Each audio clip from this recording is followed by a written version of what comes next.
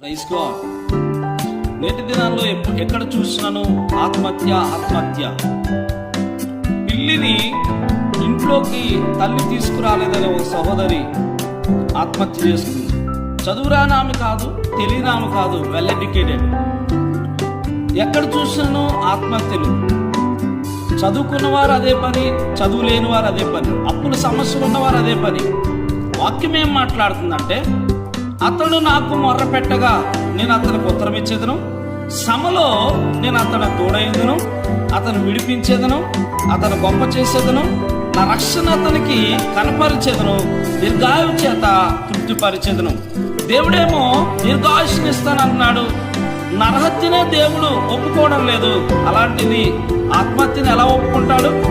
ఆత్మహత్య మంచిది కాదు.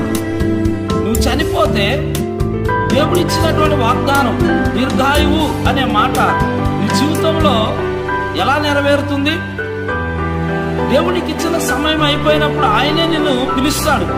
భూమి మీదకి ఆయన నిన్ను పంపించిన ఉద్దేశం నెరవేర్చబడాలి. బైబిల్ గ్రంథంలో కొంతమంది ఇలాగే ఆత్మహత్య చేసుకున్నారు. సౌలు ఇశ్రాయేలీలు ఓడిపోవడం చూసి ఫిలిష్తీయుల చేతిలో తన కత్తి మీద పడి చనిపోవడానికి ప్రయత్నం చేశాడు. ఓటమి ఇప్పుడు ఓడిపోయినను మరొకసారి గెలవడానికి అవకాశం ఉంటుంది. నీ జీవితంలో ఏ విషయంలో ఓటమి అంచుల్లో ఉన్నా దయచేసి ఆత్మహత్య చేసుకోవద్దు. సౌలు చనిపోతున్నాడని చూచి సౌలు ఆయుధాలు మోయేవాడు, పనివాడు కూడా అలాగే చేశాడు. ఈరోజు భర్త చనిపోతే భార్య తట్టుకోలేక చనిపోతుంది, భార్య చనిపోతే భర్త తట్టుకోలేక చనిపోతున్నాడు. దయచేసి అలా వద్దు. నీ వెనుకున్న పిల్లల గురించి ఆలోచించు, భవిష్యత్తు గురించి ఆలోచించు. ఇప్పుడు పడిపోయినా కానీ దేవుడు నీకు లేపుతానంటున్నాడు. నువ్వు లేవడానికి అవకాశం ఉన్నది. వాక్యంలో మనం చూసినప్పుడు తాను చెప్పిన ఒక ఆలోచన జరగలేదని అహితోపేలు అనేటువంటి వ్యక్తి కూడా ఆత్మహత్య చేసుకున్నట్లుగా మనం చూస్తున్నాం. వాక్యంలో మనం చూసినప్పుడు జిమ్రీ అనేటువంటి ఒక రాజు తన పట్టణము, తన యొక్క రాజమందిరము తగలబడిపోవడం చూసి తాను కూడా ఆ విధంగా వెళ్ళిపోయినట్లుగా మనం చూస్తున్నాం.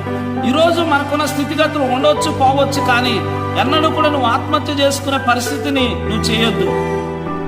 ఇంకా మనం చూసినప్పుడు సంసోను ఎంతగానో బలవంతుడిగా ఉండి తను చనిపోయే సమయంలో ఒక్కసారి జ్ఞాపకం చేసుకోమని విశ్వాస వీరుల జాబితాలో అతను ఉన్నాడు. దేవుని జ్ఞాపకం చేసుకోమని అడిగాడు.